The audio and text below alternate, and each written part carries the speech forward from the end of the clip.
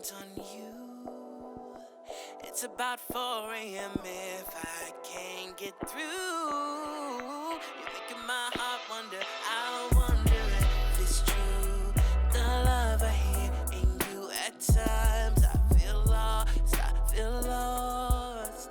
So what would you do if I said no more time spent on you? Spent on you, what would you do if I said no more time spent on you? Spent on you, what would you do if I said no more time spent on you? What if I did it, I told you no more time. No more time, no more time, no more time.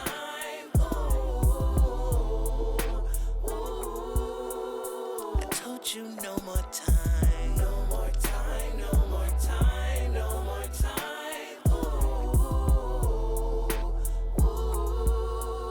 I told you no more time. Oh, this time I was loving you. Took my energy when you didn't plan to stay through. Only here when the good times are around. So today I say the priority of saying no more time.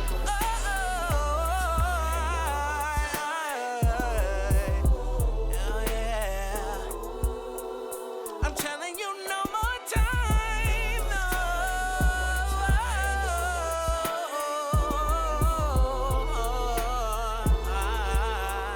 I'm telling you no more time. So that's it. No more time. So much pain. Been in and out of these things. Trying so hard. We both felt the same. The on-ramps were different, but it's fine. I'ma take care of me. 'Cause I'm not myself when I'm around you. I need to know who I am without you. I need to know what it means to just be me. And I'm not myself when I'm around you. I need to know I want you. Oh yeah, yeah. 'Cause I'm not myself when I ain't around you, around you, around you, around you. Said I need. Welcome to our conversation, How Do We Care for Survivor Stories?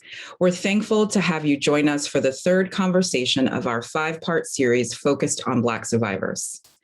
Over the next few months, we're holding space for much needed conversations about the power of Black survivors telling their stories, exploring models of care, healing, accountability, and ways we shift the cultural conversation. We want to thank Lunch Table for sponsoring this series, and we'd like you to stay tuned for upcoming conversations by creating an account to RSVP on lunchtable.com, Blavity's streaming and networking platform. We invite you to join us in this important work.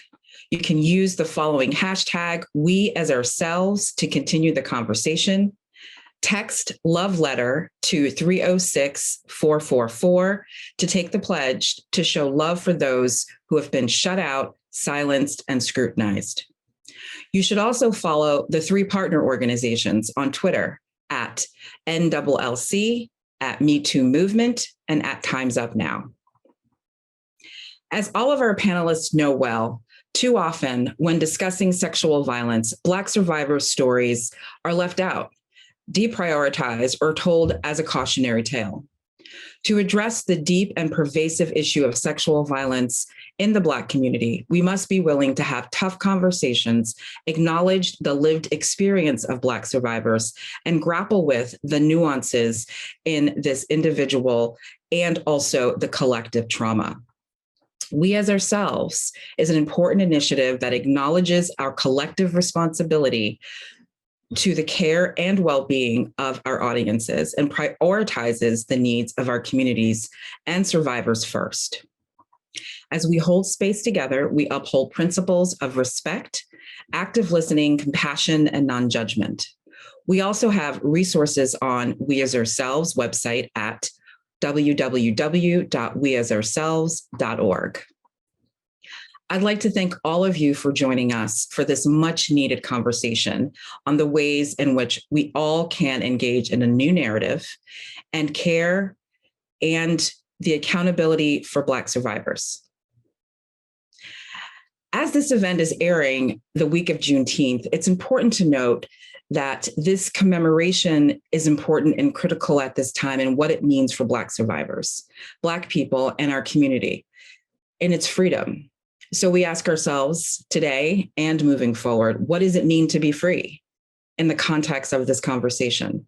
What does it mean for Black survivors to be free, for our community to be free, and for our world to be free of violence in all forms? As we think about this topic of caring for Black survivors' stories, how can we create a system and a more welcoming community where sharing stories can lead to healing and liberation? Today, I have the wonderful pleasure of introducing three brilliant leaders in the fight for justice to discuss how we can better show up for survivors, pushing back on harmful narratives that undermine their stories, and ensuring that Black survivor stories are amplified, heard, and most importantly, believed.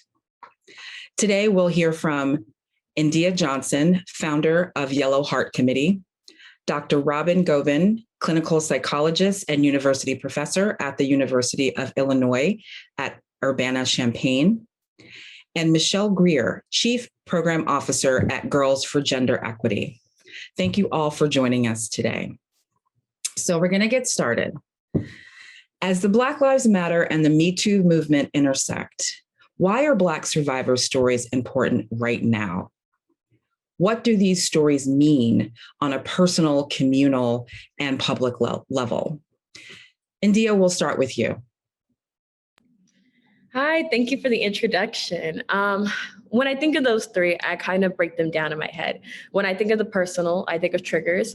When I think of the communal, I think of healing. And when I think of the public, I think of advocacy and change. And so when explaining that, when it comes to how it intersects in my life, it is a trigger. I'm not going to sit here and say that every time I see it on my timeline or I see it pop up on TV, that a good emotion comes over me. What it does is it brings me back into what I'm trying to fight against. But it's part of my healing process. As long as I'm working towards dealing with it, it's going to continue to be a trigger. And one day it may not be. One day maybe I'll be able to sit there and scroll through my feed and not get worried that I might see Me Too movement and Black Lives Matter pop up. And it's not like it's a negative thing. It's more so in the sense that if that's popping up, it probably is going to be a negative news article following it, or somebody else has been hurt, or some other injustice has happened. So right now it is a trigger for me, but it's a trigger that I'm working to help change, so that way it can eventually become a positive, like, we did that, we had to have this movement, and now look at where we've done and look at who we've helped and changed. But in terms of the communal, I think of healing for the community. The sharing of the stories is what's important. And with us being able to say, yeah, I understand, I feel you, and I can empathize fully because I've been there, it helps. Being able to hear other people understand it. It sucks that they even have to understand, but we know the reality of it. 1 in 3 women are assaulted. So 1 in 3 of us on this panel were definitely affected by it. And so having that relationship and ability to talk to somebody is really important. And that's why I say the healing begins. And the last one I'll wrap up is I say it's advocacy and public awareness, because on the public level, we're bringing attention to the issue that will eventually turn into laws and progress. And so I know for someone like me, I do a lot of policy work. Once something is brought to my attention and I see it as a wrong, I want to learn any type of way that I can help bring more attention to it so it actually turns to legislation. So that's what I mean, definitely on the public level. Thank you so much, India. Michelle, how about you? Thank you. Thank you for having me today. India, that was beautiful. I love the fact that you connected all the multiple levels and ways in which when we're having this conversation, we're talking about acts of violence among people, and really thinking about the ways in which Black Lives Matter, the movement, and especially in this moment where we're calling for the naming and the reckoning in this country to say we're continuing to see our lives being devalued, is so powerful and necessary. I think when I think about these two movements, I think about the ways in which social media, and I think about the ways in which being able to tell the narrative and get it out there to so many more people has been significant for the survivors of racialized violence and sexual violence and harm and gender-based violence. I do not think that they're disconnected when we think about this country and the roots of which the foundations of enslavement and the stealing of space and land from Indigenous peoples. And so being able to look at the intersections of how we talk about survivorship, how we talk about the ways in which power is maintained through ownership of people's bodies, of their ability to articulate who they are. I really appreciate that these two moments are sort of happening at the same time and using this technology to get it out there. And I think one of the great things I do is I work alongside young people. So it's a way for them to say, you know what, we're not learning this in other spaces. Our families aren't talking to us about this. How do we say, we're not going to wait. We're not going to do it this old school way, but we want it now. We don't understand why there hasn't been change, and really a call to action in this time. Thank you.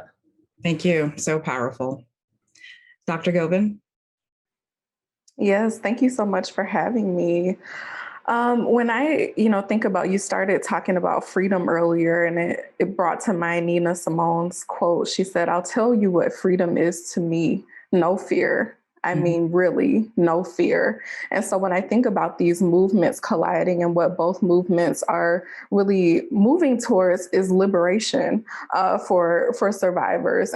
But when I think about the way that those movements have gone, sometimes what happens is Black women are left at the margins. So when you think about the Me Too movement, sometimes the experiences of white women are what's raised up. And when we think about the Black Lives Matter movement, it's Black men that are kind of like the focal point. And so I think this moment is so important for us to really put a spotlight on Black women and say that, no, they are important to this conversation as well. And we need to start listening to them. We need to start believing them so that we can all be free, right, from all of these forms of oppression, whether it's sexism, racism, systemic oppression. We need to realize that all of our freedom is wrapped up in one another. And so we can't just focus on one part of the Black community. We have to kind of include and highlight the experiences of Black women, particularly because we've been left at the margins and oftentimes forgotten about. Absolutely. And thank you all for that. And the culmination, as you said, of these movements together is what you all so well articulated and represent, frankly. And, the time is now. And, moving into our next question, which is how we get there to some extent, when we think about survivors' stories and how we're received, oftentimes it's not always with care. It's not always with respect. And it's not always what the expectation is. And we talk a lot about the various stages of re-victimization that can happen along the way. In what ways are we failing survivors? What are the ways that we're getting it right? I know that we have come a very long way historically in the crisis response, some of the resources we have, knowing that they're not always meeting our communities. And what we have now is certainly more than we did. But in what ways are we really just falling down? What's working, and what do we need in order to create a system where sharing and coming forward leads to that liberation and that freedom that you talked about? Anyone want to jump in on that one? I can start with that. The first thing that comes to mind is destigmatizing. It's definitely an issue where we're too scared to say our story because of the backlash that we may face. And also it's access to resources. A lot of times other races have access to people who can make change happen, or make the police listen to their story, or make whoever the higher up is actually hear them out. I know from my own personal experience of reporting, this has been one of the most arduous things I've ever had to experience. And I don't say that lightly. And I mean that in a sense that they have been so cool and so just desensitized to the whole process when it's like they forget that we're the survivors. And it's even worse with the Black woman because they expect us to just be able to handle it. And that's the problem. And for me, I had to go the back routes of reaching out to the higher ups in terms of literally sitting down and having dinner with the mayor and telling them, you need to check your police department because they're not listening to me. And that's the only reason my case got taken serious. So I can only imagine the other people who don't have the privileges that I'm afforded in terms of who I know and not being heard. And so access to resources and destigmatizing hearing our voices is what's important. Thank you for that. Michelle? I think bringing up accountability is really important. And what does that look like? And so when we're naming the responses, a lot of times it's related to a judicial system, it's related to a legal system. And that might not be what a survivor wants. When I think about my survivorship story and what I wanted and needed in the moment, I think about the comfort of an auntie or a trusted cousin's house, the one that I go to and I share things with, and I can be myself and be authentic and get into my tears, and then figure out a strategy together. And so when the automatic response is, well, you have to go to the hospital, you have to go to the police, this is the way it's done, and you're treated in this like binary system where oftentimes historically Black folks have not been supported or believed, then that automatically is not a survivor-centered response. And so that's where we have consistently failed. That's where a lot of folks like myself who are trained as social workers are taught that we have to go and support our clients and the people we work alongside in doing. And then there's other models that we know are coming forward with community accountability and the work that comes from folks that are holding restorative practices and transformative justice and looking at the ways that we can go back into community. Like I said, there's always been that auntie, that cousin in community. And if we go back to that model and start thinking about what did that person do to get the whole community to rally and shift, how do we start to push those models forward and allow there to be as much space for that within our holding space for survivors? Thank you. Dr. Govind, do you want to add anything to this question? Yes, what I'll add is I think we need to start believing right away, believing survivors immediately. I think a lot of people get confused and think it's their job to interrogate stories, to investigate, to try to figure out, well, how could that be? How did that happen? And to realize that as a community, if we want to support liberation and freedom of Black survivors, our job is not to interrogate someone's story. Our job is to, how do we unlearn a lot of the myths, a lot of the misconceptions that we have about what it means to be a survivor so that we can just show up and be fully supportive. We start from a place of believing them. It's not about trying to figure out both sides and hear opposite opinions, but it's really about starting from a place of belief. And I feel like if we start there, we position the survivor, right, to have the experience that they need to produce that liberation and that freedom, and for them to be in choice and for them to make choices that really do support their healing in the aftermath. But it really does take the community and all of these systems that we've been talking about too to start from a place of belief. We know from research literature that a very few stories are false. When people come forward and they report allegations, very few are false. It's like around 1%. So it's just like we need to just stop that. And I think what happens a lot of times it's hard for the public to believe that these stories are true because then that puts our sense of control. We feel like we control our lives and when really we as humans have very little control over a lot of things. And so I think it's a way of us kind of staying stuck down in this idea that I can control things and that the world is a good place. And so sometimes the world is not such a pleasant place for certain people, and especially not for Black women. And so we just have to acknowledge that fact. And I think we can move forward and we can heal when we start to acknowledge the truth and start from a place of believing survivors. Thank you for that. And honestly, the structural barriers, be them how collectively we have learned exactly what we're not supposed to do, the legal limitations, the access to resources. There are so many fundamental structures that have never been designed to meet survivors where they are. And just thanking all of you for pointing out the systemic, the structural, the cultural unlearning that you mentioned, which is so critical. So shifting from this is what survivors are up against. The question now is, during our last panel, which was called The Godmothers of the Movement to End Sexual Violence Against Black Women and Girls. And the panelists discussed the importance of Black survivors, not just sharing their stories, but owning them and on their terms. And whether that's in support, in a group, in organizing, or if they're in leadership, even knowing all of the barriers that all of you laid out. How can survivors own their stories? And so starting with India, I want to ask, what do survivors need to own their stories? What does that mean for you? And how do you own your stories and own your identity as a woman, as a Black woman, as who you are at the same time? Yeah. The first part of that question is more so like, how do you feel it? It's like, I would say you have to feel your emotions. You have to be willing to cry and accept, like, I'm not okay. And that's completely fine. Because I recently saw a quote too, where it said that it was a Black woman who said, I never want to be called resilient again.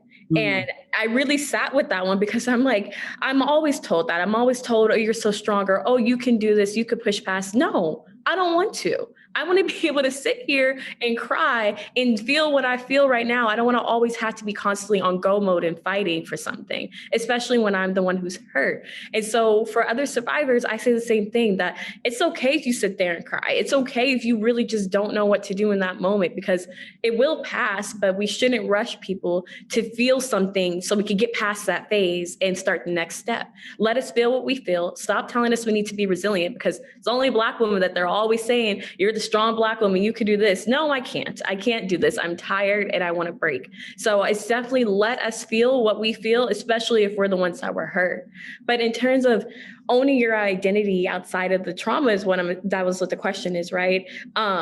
It's more for me, how I've done it is finding passion projects or traveling. And so with passion projects, I find ones that are outside of the work that I do, things that just bring me joy. And so for me, it's learning a lot in like education policy or doing those organizing type of events that don't have to do specifically with trauma sometimes. And so definitely finding things that are not always so hard and heavy to take on, but that I can also enjoy doing on my own. And like the literal one that I do is traveling, because once I'm away and learning other cultures, I'm super happy. So, but I think that was the questions. Did I miss one?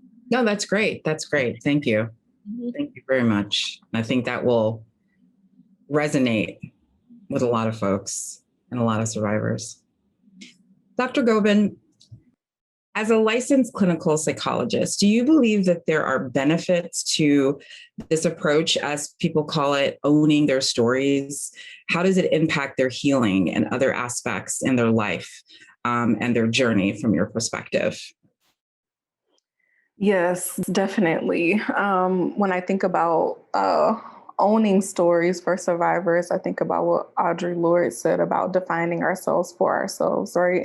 And I think that's what we can do when we own our stories and when we say that this is what happened to me and we accept. I think when we think about healing from a psychological standpoint, we can't heal what we haven't acknowledged and what we haven't accepted. And so part of owning is accepting that although I wish that this was not my story, I did not want this to happen to me, this is the truth of what happened to me. And also along with that, this is the truth of how it's impacting me on an emotional level, on a social level. This is how it's impacting my interactions with my family, with my friends, because we often forget about it's not just the event. Oftentimes it's the after effect of how it impacts the way we see the world as survivors and the way that survivors engage with other people. And so it's really important for us to acknowledge the impact that the event had, but also how it's impacting the way that we engage in the world, so that then we know a place to start. We know that if we need healing, where do we start with that healing? Maybe it's on a relationship level, or maybe it's on a personal level, as India was talking about. We start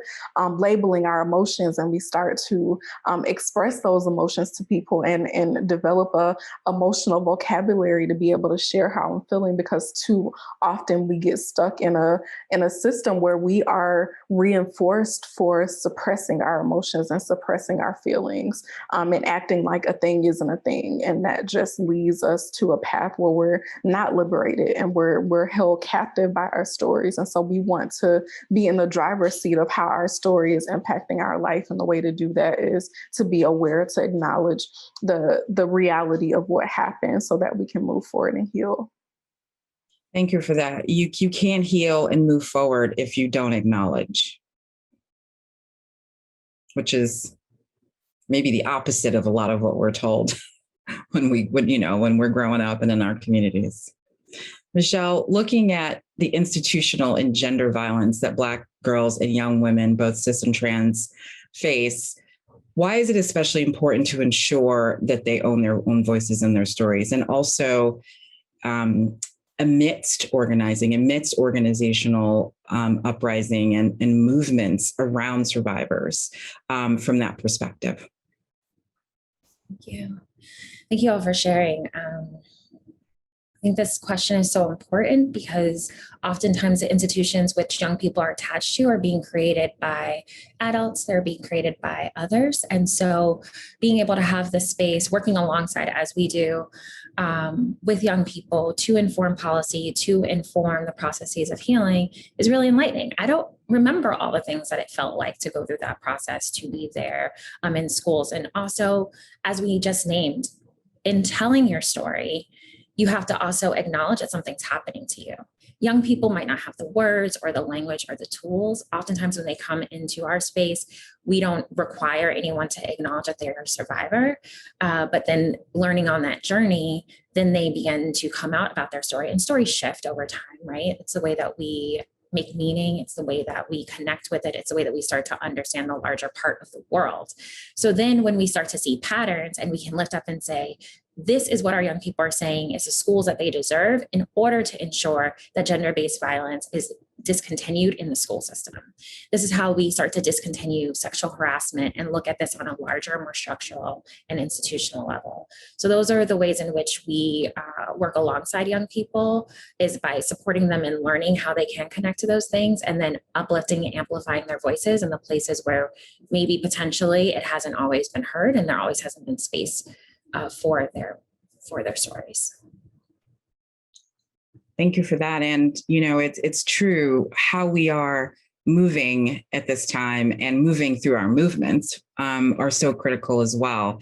And sometimes even the best intentioned, advocates, organizational structures, we get too far down a path and we look up and the survivors are not there. They're not centered. Their voices have dissipated. And as was discussed earlier, we're back to the margins. So thank you for that. That is really critical. So one of the things that is unique and special about this time in the last few years, especially, is that there's so many high profile cases that have come to light that we talk about, you hear about in our communities.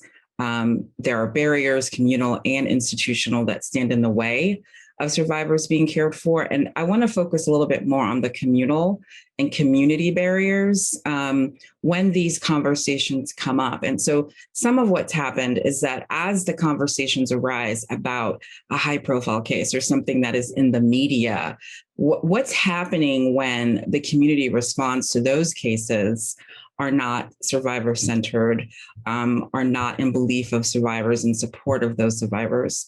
What barriers are created then for other survivors watching and listening and thinking about, well, what does this mean for me if I want to come forward? Because there's a conversation happening over here that perhaps is more out in the open that you hadn't experienced before. What are the biggest barriers in our communities? And what are some of the ways we can start to break those down? Michelle, why don't we start with you? Thank you. That's a great question. In thinking about the barriers and isolation, I think that being able to have like Nadea's organization, the counter narratives and the spaces, building more capacity for us to be able to hold these spaces and have counter narratives. I'm really grateful for this series and being able to have this space. I know that when we first started our healing circles with young people, we were honoring the history of Me Too, and our young people didn't know about Me Too. You know, they didn't see themselves in that story, as we had talked about, right? Like it being about the workplace, it being historic. When it came out in the media, was identified with white women.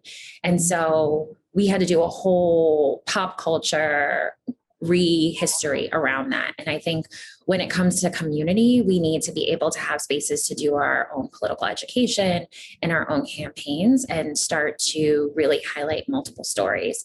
We're seeing this now.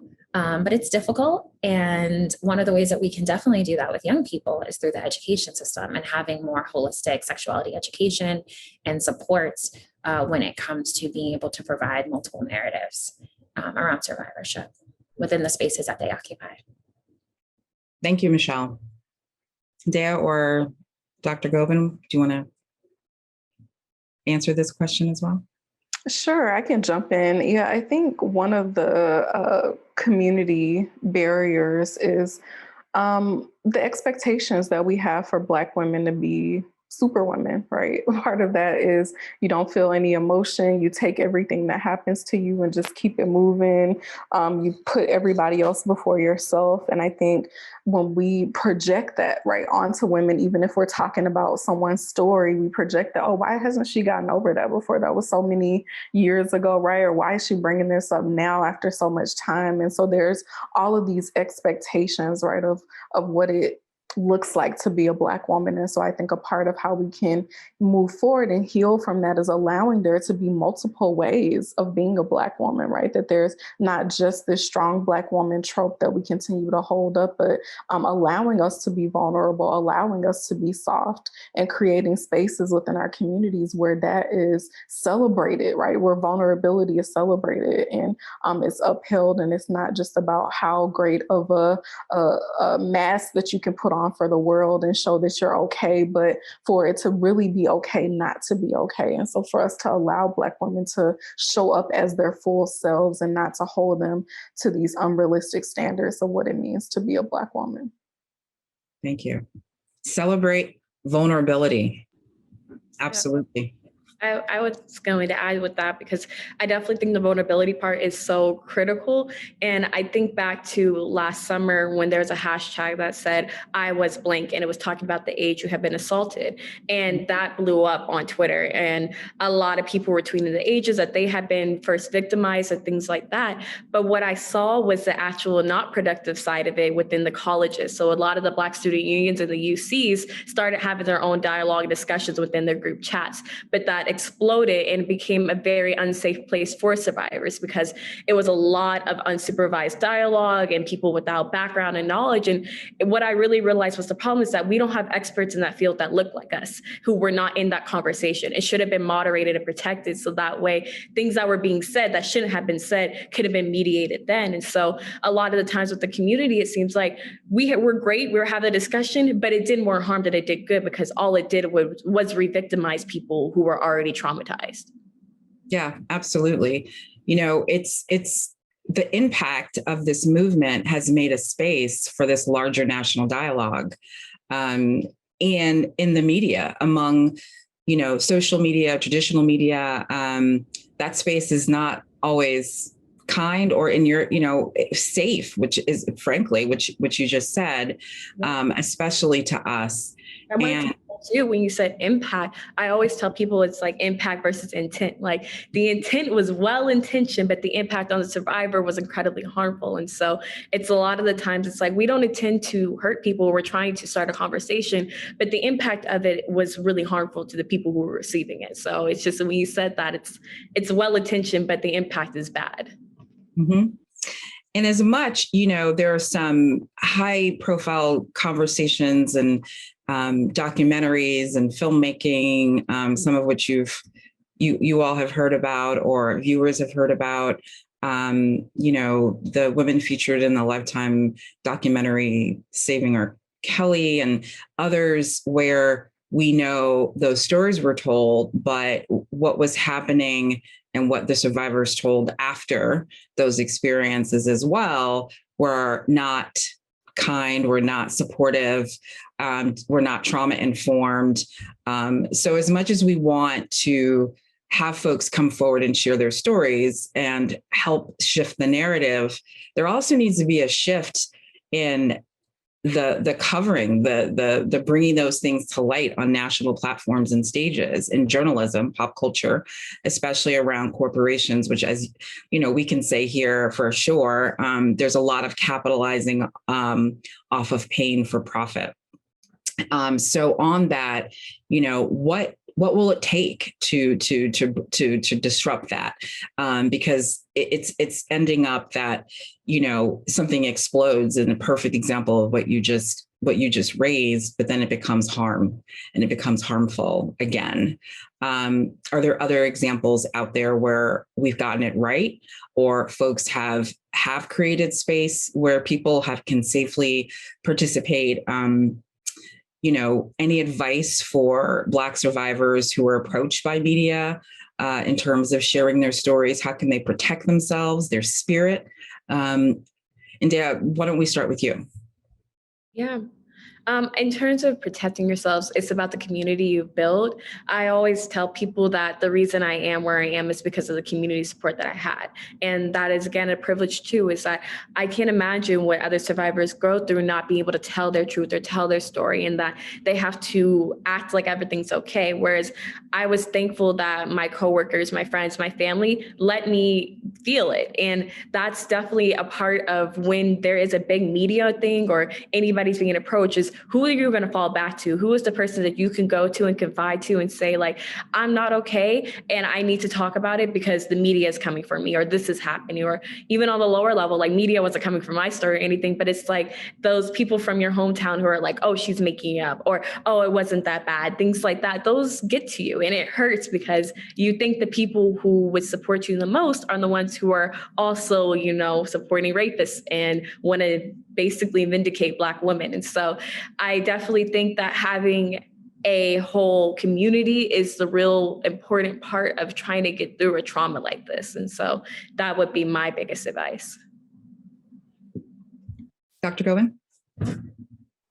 Yeah, my advice would be to make sure that you have processed your story for yourself and gotten some kind of support, whether it's from the community, from a mental health professional, because it's really important to get to a place of doing some healing work for yourself before you allow the media to into your story and allow all of other people's perspectives and opinions on your story, because that can really do harm, to the healing process. So I think it's so important that you have done some healing work or on a healing journey supported by other folks. And also just to recognize that no is fine. Saying no is fine. That's a amazing way of taking care of yourself, is saying no. You don't owe anyone your story. Your story is yours. And so you don't owe anyone. I know a lot of times, again, going back to wanting to be superwoman and caring so much about our communities, we feel like, well, if I don't do it, who's going to do it? And we feel this pressure to do it so that other women can know that they can come forward. But just know that that's not your responsibility, and your story will always be your story. So maybe you say no right now to this media outlet that's reaching out to you, but that doesn't mean like a year from now or a month from now, you might be willing to say yes. And so just know that you don't always have to capitalize on the moment. And I know that reporters and people like that are really big on that, and they want you to capitalize on the moment and don't let this moment pass you by. But just to know that your story will always be your story, and you get to own it, you get to define it, and you get to know who has earned the right to hear your story. And also just being aware of what's going to happen with your story too, I would say, is advice that I have, because I know a lot of times you might get interviewed and not know where it's going to be shared or what's going to happen with it. And so just making sure that you have the accurate understanding of, okay, after I have shared this, who's going to have access to it? What is that going to mean? Where is it going to be shared? Just so that you're clear about what you're signing up for, so that you're not blindsided by any part of the process. Thank you. Michelle? Completely agree with everything that's been said. I think that there's a difference between sharing your story on social media in response to a hashtag too, and then sharing it with reporters. And I know that if you're looking for community, there are closed spaces, there are groups that know how to create that cocoon, how to hear and support, and also give you space to share. When it comes to being in the larger media, definitely having a space to practice that story ahead of time.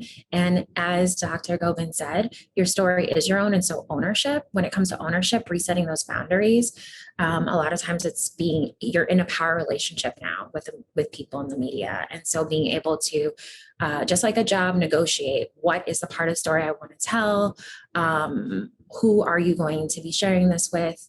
What does that ownership of my story look like? And then what is it supposed to bring for me? And if the goal is to bring more support or to, maybe other folks are suffering or in the same situation, specifically at a company or something like that, those are things that I would also say link with an organization, organizers, and don't feel like you have to do that and step into the spotlight alone. So a lot of folks who were in the Surviving R. Kelly documentary and things like that, there were community organizations for some of those folks. And I think that when there's something that big, also speaking to organizations that are working with survivors, making sure that you are ready to support those survivors when they are stepping out. And that's for the long term. You do the pre-work, you do the work when they are sharing their stories, and then the aftermath. You have to be there for the response, because there are going to be multiple responses to that. And it can be hundreds of people saying, I too have that story. And so you also have to navigate those boundaries. And so having support to be able to be out there and be public. That is also very rich. You have to falling back on your community, telling your story for yourself first, and the power relationship. You have that power. It is your story, and it's for you to tell, and it's not on anybody else's timeline. So, I think that is just so critical. And there's so much coercion, along the way. And these are real tools and things that people can have in their tool belt. So thank you all for that. Really great advice. So the next question, in order for care for survivor stories, so it also means addressing the issues that Black women and girls, who in some cases are more vulnerable to sexual assault, including unlearning the idea that this is just something you have to navigate. This is something you have to navigate, avoid, expect. Most importantly, we have to reverse that and hone in on the fact that Black women and girls are worthy, deserving, and need to be protected, and that this narrative is wrong. And it takes a lot of generations upon generations, stories upon stories to undo those harmful narratives that so many of us grew up with. And what can we do to lift that up? What can we do to lift up, to advocate for what Black women deserve? We deserve protection. We deserve just as much as anyone else does. And that's not necessarily the messages that we hear in our community or outside our community. So just, is there work happening that is trying to do that out there that you all have seen? And what more can we do to really push against? And, the conversation about early education and the messages we hear when we are young is obviously so critical. But if you want to say more about that, or if there are other examples on just we're already going into the world carrying all of that from childhood, so many women. Michelle? Thank you. So there are amazing organizations doing wonderful things. Some of them are here, so really appreciate that. And so I think the work has always been getting done by Black women, by cis and trans people, by LGBTQIA communities of color. And now during this time, uplifting their specific work to highlight the ways in which we can voice that. We have a president who is naming some things and who, went to speak at Tulsa. And so I think that this is a really, as we think about Juneteenth, as we think about our history, it's a really specific moment in which we can have an even more critical dialogue. And so getting back to believing survivors, getting back to believing that Black women and girls deserve so much more. We have a national agenda for Black girls in which we have over 80 young people from across the country, cis and trans Black girls and gender nonconforming Black youth who are uplifting what they feel they need in order to move forward and progress. Working alongside in their communities, they have been organizers in Minneapolis. They've been supporting families when the electricity was out in Texas. They've built books. And so they have their own journey in terms of what they think we need to do next. I feel like a part of my role is making sure that this information gets out there and then we can push that along. And so we're working with city and state governments. We're also working with organizers because you have to have all the strategies.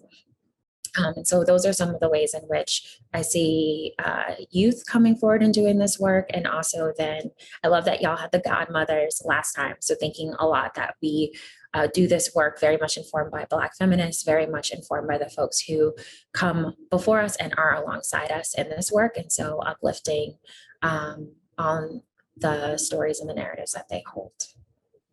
Thank you for those resources. That's critical, and we need that everywhere. We need it in all communities. And what we do know is that,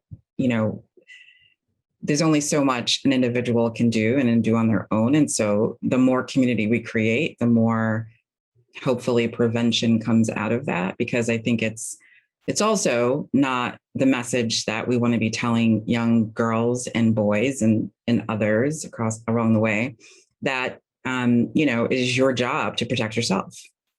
And if you didn't manage to successfully navigate, then that's on you. India or Dr. Govind, do you want to add to that as well? Yes. How do you advocate for protection? Well, even when you had asked the question, you said how it's a rite of passage. And it made me think about how when I came and told my friend that I had been assaulted a day or two afterwards, and the first thing she said to me was, welcome to the club. And she's another Black woman. And it hit me because I'm like, oh yes, I forgot you as well. You're also part of this. And so it's just that it's so pervasive in our community that it literally is just almost nonchalant, like, oh, that happened to you too now? Like, oh, okay. And it's even that response then is like, it's not, oh, what services can we provide? It's because she didn't know. She didn't know how to get help because she didn't know how to cope with her own situation. So 2 years later, with my org now, I think about how we are run by young people. The oldest person we have is 28, and we had a young intern who was 14. And what we do is that we don't have the resources, but we can bring people to the table. And so we bring the politicians, we bring the survivors, and we have the discussion because we need these politicians to hear the problem from them themselves. And that has been successful on our part. Every time we've held one of these types of forums, town halls, or discussions, every time the politicians leave saying, I've never heard a story so authentic like that. Like, you see the change happening when they're forced to hear it from the survivor, especially when it is a Black survivor saying, you don't care because I am Black and a woman, and the intersectional issues that go into it, and the layers when you have other identities that play into it. So I definitely think it's about the organizers who are doing the work, but we also need the ones who are writing the laws to be held accountable too, and to be on our team and making the efforts that we make as well. Absolutely. Yeah, I agree with all that's been said, and just want to highlight the point you were making, Latifa, about holding Black men accountable too and bringing them into this conversation, right? And how they can be allies and really uplift this conversation, start changing the narrative around what it means to be a masculine, what it means to be a man, and what it means to be in relationship with Black women and what that looks like, and the rights of Black women in relationships. I think we need to start talking about what healthy Black relationships look like, romantic relationships, family relationships, friendships, but really changing the narrative about that and making sure that we understand that protection is first, and what Black women deserve is the highest standard in all of those relationships. And how can we start moving towards that? And how can Black men start healing themselves from these notions of what it means to be a man and gender role expectations, so that we are reducing that, and so that the onus again is not on the women to protect themselves, but we're starting with the issue from the root and reducing the prevalence of it from the beginning. Can I ask a question to Dr. Goldman? When you said that, it actually made me think. We held an event called Rape Culture in the Black Community with my org, and it was originally rape culture in Black men, because we wanted to have an authentic conversation about Black men. How do you see the ways you perpetrate rape culture? We couldn't get any men. We could not get any Black men to want to have this discussion. And so we ended up changing it to rape culture in the Black community and making it open to all genders. But how do you think we should start this? Like, what are the ways we get them to realize that you all can help solve this problem too? How do you think we make it more of a pressing issue for Black men to see they're contributing sometimes to this issue? Yeah. I think a huge piece of that is really just being persistent and reaching out and letting people know and kind of speaking to the pain points that they have around this. So maybe they're looking to be partnered and can't find relationships, or have failed in relationships before. And what might that be about? And how do we start to think about what it means for you to be a man? And then gently maybe going into the conversation about sexual assault and rape, and how all of these things kind of flow from these messed up conceptions that people have about what it means to be male. So I think it's just continuing to press the issue. And, unfortunately, getting, people with power to start talking about these issues. So the men who, have platforms are really important, because unfortunately, they are the ones that have the power and that influence people to start talking about this and showing people that it's okay to start talking about this. I think about mental health and how in the past few years, as celebrities and social media folks have started to talk about going to therapy, then it's like, oh, in the community, all of a sudden people are starting to embrace it more. And so I think really starting to have those conversations and going after people and calling people to the table to have these conversations and saying that this is important, especially Black men that have daughters, right? And so if you want to talk about pain points, like, do you want this to be your daughter's story? Do you want this to be her experience? A part of us making sure that this is not her experience is us having these conversations. And this does happen in the context of relationships. And it starts early, as we talked about that gender role socialization. And so how do we do that? And so I think really reaching out to people and appealing to, we want this to not be your story or be your family member's story. And so you need to step to the table and start having these conversations. Absolutely. And that's just before we get to our closing questions, I just want to plug that our next event like this is going to be just that, bringing leaders in the men's community to the table to do that very thing. And we're going to push really hard to get that out to as many people and communities as possible. So y'all should stay tuned for that as well, because we think it is so critical to the work of We As Ourselves and this campaign. So in closing, let's end with a call to action. First, I'm going to thank you a lot. This is just so critical, but also we can't talk about it more, like less, I should say. We should be talking about this every day, all day. There should be some, how those affirmations we get, every single day through various social media, just having your voices out there, sharing these messages, these real practical stories, advice, authentic conversations is where it's at. And, we hope to do more of that, but I just want to, that was a really great piece there on how we bring men to the table is so important. So on a call to action, first for folks watching today, what can you do? What would you recommend that folks can do to care for Black survivors? And then the second question is, what can we do to ensure our communities are freer and safer when it comes to sexual violence? So if we go with Dr. Gobin first. Sure. Yeah, I would say for anyone who's watching, just don't be afraid to have the conversation, right? A lot of times we shy away from these conversations, or even just sharing that you watched this with someone, right? In mixed company that maybe might not know about this issue, just sharing that you watched it and what you took away from it and what you became really passionate about from watching this can just be a small way to start. So commit to telling at least one person in your network that you watched this and what you took away from this and what you're committed to doing as far as protecting Black survivors and uplifting their stories would be just a small place to start.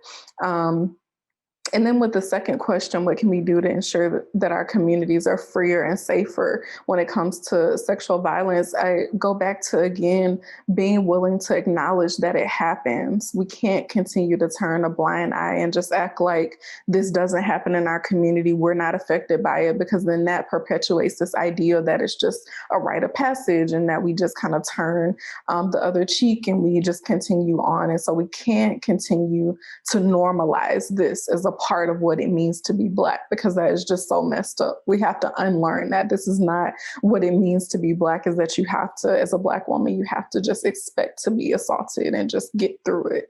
And so just talking about it, problematizing it, saying that it's a problem, that we need to change it, and that it's unacceptable is another piece. So I think having these communities, creating safe spaces, but continuing to have the conversation for sure. Thank you. And Dea, call to action. What can folks do? Yes, for people watching, I would say decolonizing our mind, definitely, and learning that history has been written a certain way to not highlight everything that Black people have gone through as a whole, especially Black women. And so just learning that this is what was done to us in the past, and this is how you could change the future is an important part. And that starts with actually learning the facts. And so I would say for them, it definitely starts with education. And I would say actually to the community, it's education as a whole and learning the true history and learning the ways that we can fix it going forward and rectify those wrongs. Thank you. And lastly, Michelle? I think leaning into vulnerability, acknowledging the fear around hearing someone's story. A lot of times we say we're listening, but we want to fix. And so being able to go slow and actually listen is a first step. And then the second step is to get activated. Know who your local organizations are, if you want to support them, learn what their process is, and then also understand what it is that your politicians are doing or not doing. There's a lot of ways in which laws disenfranchise people when it comes to access to supports, especially in this time where we know that LGBTQ rights are being attacked and women's bodies. And so we have to really have a reckoning with that and a conversation. And so continue to stay activated and informed and be in this fight with us. Thank you so much. And thank you to all of you for your inspiration, for your journey, for sharing with us. It's a gift. And I know it means so much to me, and it'll mean so much to the folks watching. And we're going to get this out to as many folks as possible, because I believe that this is, part of our path and part of the path as we try to heal as a community, but also to, as you said, to keep it authentic and to do it with compassion and care. We want you to keep in touch with our panelists and our panelists' work. Michelle Grier has a great, at the Gigi's great campaigns page and on their policy and organizing work. There's a national agenda for Black girls page. India Johnson's organization, Yellow Heart Committee, and she also has videos, articles, Reaching for the Sky by Ms. Johnson. Adversity has spurred India Johnson to help others. Now she hopes to do so in Congress. There's some really great coverage on her journey and her organizing. And Dr. Gobin, author of Self-Care Prescription, the Doing My Work Therapy Journal, and the Self-Care Prescription Journal. We will also make available these resources for folks who want to learn more about our panel. And once again, I'd like to thank Me Too International, the National Women's Law Center, and Time's Up Foundation. And especially, lunch table for partnering with us on this much needed conversation. Thank you to our panelists for being authentic and helping us shift the ways that we can talk about, we can lift up and support survivors. And for those of you who joined us this evening, it's my hope that you've gained insight and that you have been enlightened and moved by this conversation as much as I have. We as ourselves is a call to action to center the voices and experiences of Black survivors to be heard and supported. We encourage you to actively listen to survivors, hold each other accountable in supporting them, and use the upcoming conversation guides to further the conversation in your home, with your friends, on your campuses, and in your communities. Our next live event will be held on Wednesday, July 14th. And don't forget to text Love Letter to 30644. Learn more and get connected at www.weasourselves.org.